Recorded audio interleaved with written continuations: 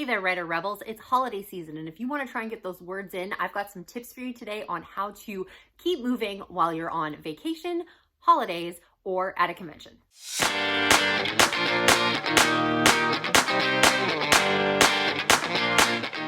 Hey there, everyone. It's me, Scarlett Kol, young adult author, YouTuber, and storyteller, and I am back this week to talk about writing during the holidays, but these tips can also be used for writing while you're on vacation or writing while you're at a convention as well. Granted, this video is being aired on Christmas Eve, so obviously it's going to have a little bit more of a holiday slant as it is the holiday season, but these tips are definitely useful at other times in the year. This might not be the best year to use them, mind you, considering we've been in a pandemic, so people haven't been able to travel as much as they would like, nor gather with their families and friends as much as they probably wanted to. However, hopefully things will open up a little bit more next year and these tips will be very, very useful for you. Now, your first question before we get started is probably, why am I bothering to come up with tips on how to write during holidays, vacation, or convention anyway? Shouldn't people just take a break, relax, and, put their computer up for a few days? Well, yes, this is definitely a great suggestion and could be definitely my tip number one. Consider whether or not you actually want to write during this time. However, that isn't necessarily something that applies to everybody's personal situation. It is great to take a break. It's important to take a break. Spend that time with your friends and family. If you're at a convention, making sure that you're absorbing all of that information, making contacts with other authors, editors, other industry people as you need to. So you definitely don't want to be having your nose down in a laptop the entire time. When I talk about vacation, I'm talking about if you decide to go away somewhere, maybe you're going to head out to Mexico or you're going to go to Italy or Disney World, whatever. These times you probably want to be a little bit maybe more present with your family or friends or significant others. But the fact of the matter is sometimes that's just not feasible for various different reasons. One, you could be on a deadline, whether it be a formal deadline or just something that you're trying to meet a specific goal by a specific time, and taking that time off just doesn't work for your schedule. Or it could just be a mental thing. A lot of people find comfort in writing. They find balance and stability in being able to write. So if they take that time off, it kind of throws them out of whack a little bit. But it is a lot more difficult to write during those times because you do have a lot more going on and a lot more people usually depending on you and being under a little bit more scrutiny than you are during other times of the year. The other reason this might be useful is some people are working one or two other jobs on top of writing before they really get established. So this might be the only time that they actually get any vacation time is to go to a convention or take vacation or to have holidays with their families.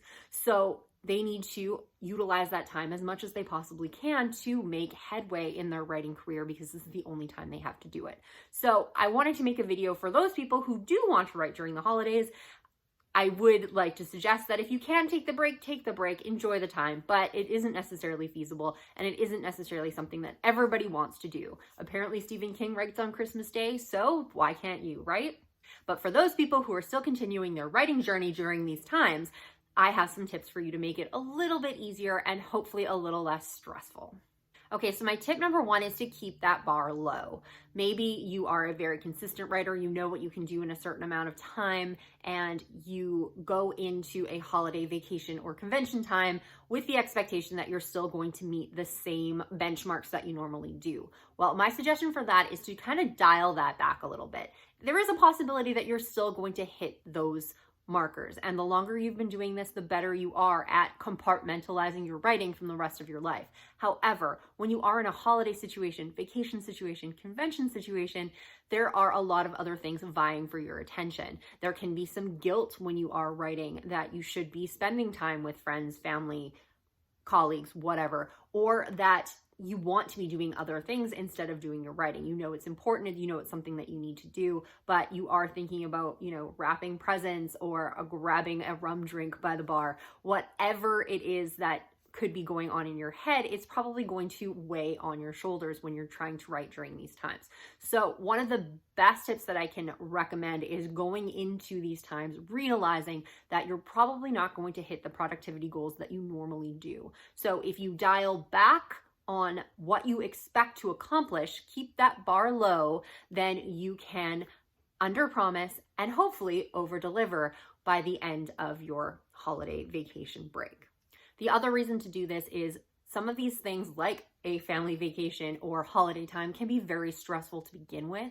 So adding stress on your plate of not hitting word goals or not hitting specific benchmarks that you have in your writing is only going to make things worse for you. If you keep your expectations lowered or minimal, then it's not going to be as weighing on you when you have other things that you can stress about. My second tip is to be upfront and honest with your friends, family, colleagues, or whoever it is that you might be around during these times of the year. The reason I'm saying to do this is because the fact of the matter is a lot of us will be like, well, I can just write a little bit. They're not even going to notice. They'll be busy with this or busy with that. Fact is, family and friends, family specifically, do know when you're writing. You can't really hide your laptop very, very well. And even if you think you are, you probably aren't. There's so many times where people will see you working and you don't even realize it. And if your life is anything like mine, they think you're working even when you're not. There's been so many times I've got well, I'll just leave you to your writing then, or well, on the weekends you're working on your book. And it's like, I actually haven't touched a manuscript in almost 2 months. I haven't been writing, thanks for the reminder. But to them, it looks like you're writing all the time. So to be bringing out your laptop, even if you're just doing something totally unrelated, they can assume that you're writing already. So it may seem like a lot to those people that are in your life. By being upfront with them that you do intend to write through the holiday or your vacation and why this means something to you will be very helpful to have those people in your corner. For instance, maybe you can set something up by telling your spouse or your children or your friends, yes, we are on this vacation or we are doing this, but I need to put in an hour or 2 hours every day into my manuscript. I'm going to try to accommodate you guys as much as possible, but I need to get this stuff done. So can we make an agreement that I get these 2 hours of uninterrupted time, but the rest of the time is yours and the laptop goes away and I'm going to focus on the vacation or holiday at hand. The reason this tip is useful is for various different reasons. One, it's going to make your family and friends feel a little bit better. They may already feel bad that you are writing while you're during this time and not being present with them. So if you're honest and open about your feelings of why this is necessary, I have a deadline coming up, this is important to me, this keeps me sane when I'm at my in-laws, whatever it happens to be, will help them understand where you're coming from. Secondly, if you've given them a limit of this is how long I'm committing to work during the day or during a week or whatever, then they have those expectations set out right away. They understand that, okay, you have at least 2 hours and I'm going to respect that. However, I can be as greedy with your time as I want afterwards because this is just kind of the deal that you've struck.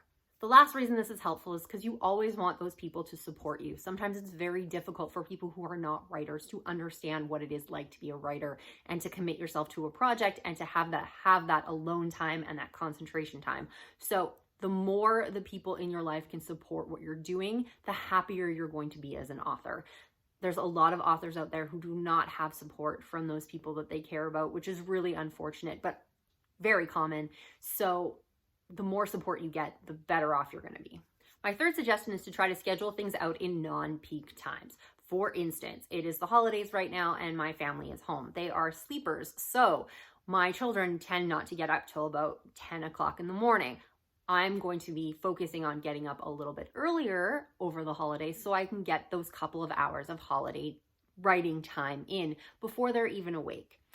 This doesn't typically work for me as I am an afternoon and evening writer. So for me to get up a little bit earlier is a bit of a sacrifice, but it's something that I'm willing to do to get in the words that I want to do over the holiday season. If you are going to events where there's young children and everybody's going to bed early, maybe you need to do your time at the end of the day.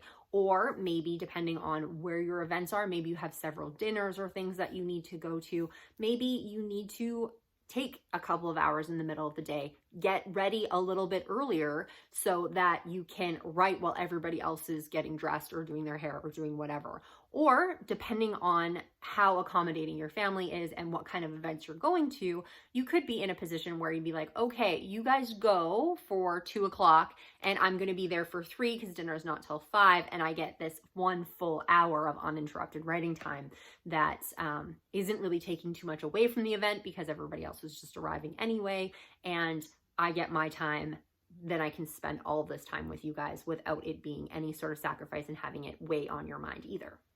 If you're on a physical vacation, you're probably going to be the polar ends of the day before people get up, or later in the evening, or depending on what your situation is, maybe, okay, you guys head down to the pool, or if you can take the kids to the pool for an hour and I can do what I need to do, and then we can reconvene for lunch or whatever it happens to be. There are ways around it. And if you schedule and, like in the second suggestion, are upfront with those people in your life, and like the first suggestion, keep that bar low, you're probably not going to be as disappointed, and you're going to find that you are going to get some writing done as you go. If you're trying to wait for that perfect moment that no one's going to be bothered by your absence or they're going to not notice you, it's not going to come up. And if it does, they are going to notice. So you might as well just tell them what you're doing, schedule that time, commit to it, and follow through.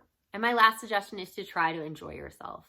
As much as you are probably working on something, you may be stressing about a deadline or anything like that, do try to enjoy any vacation or holiday time that you get. You only get so much during your lifetime or during a year. So even though you do have other commitments and other things that you're working towards, when you put that laptop down, try not to stress about what you're writing about.